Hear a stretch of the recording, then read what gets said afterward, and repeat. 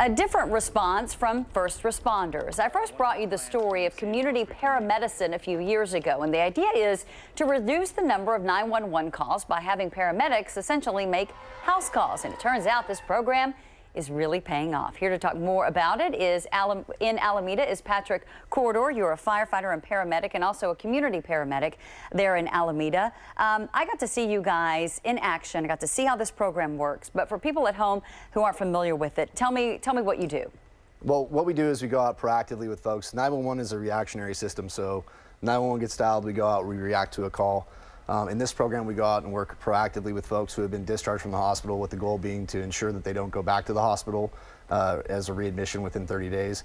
We also work with people that we call familiar faces, so people that are high-frequency 911 users, and the effort there is to reduce their basic transports and admissions into the hospital, especially the ERs, because when they go to the hospital for small problems that can be taken care of with just a proactive approach, yeah, we can reduce things. It's better for them, and it saves a lot of money. True.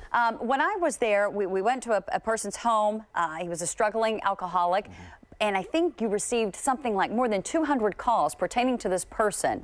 And through this program, those numbers were dramatically reduced. Correct. Yeah, and then in fact, we were able to get him in a better housing situation, a more supportive network. And that's just one case out of many that we work with.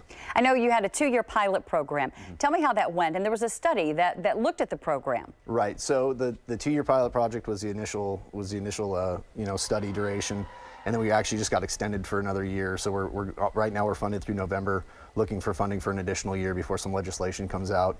But I can tell you just off the top of my head, without any specific numbers, that the readmission rate for Alameda Hospital before we started working with them was about 11%. And working with clients that we were able to get that number down to 3% within the last reporting period. Wow, so from 11 to 3%. Yep. That is a dramatic decrease. Tell me why you think this program is so needed and why it's so helpful. I think it's needed because there's clearly just a few gaps that exist within the healthcare field, especially within the communities that are being discharged back home.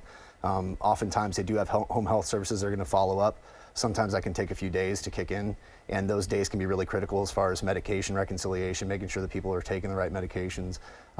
In other cases, we're going in doing home safety checks, so reduction of falls, everything else. So we're just filling a gap that exists. We're not recreating someone else's work or doing additional work that other people are already doing. We're just filling a need that already exists in the system. And you're also eliminating some of that backlog that exists in maybe not in Alameda, but in other cities with the 911 system. Ideally, yeah, that's the goal. Yeah. Okay, so you guys looking for funding now. Do we think that this program is going to be expanded beyond Alameda into other cities here in California? That would be the idea, yeah. And that was what the California EMS was looking at when they first launched the pilot project 2 years ago, was just how we can address EMS and the way it's delivered throughout the state, and then trying to make that applicable to all these other places. It really is a shift, though, because I think most people think you guys get a call, you race to it. This is really preventing that call from even happening. Right, absolutely, yeah. Like I said, proactive to, from a reactive standpoint, so it's a big shift. All right, well, keep up the good work. The study obviously shows a lot of promising things.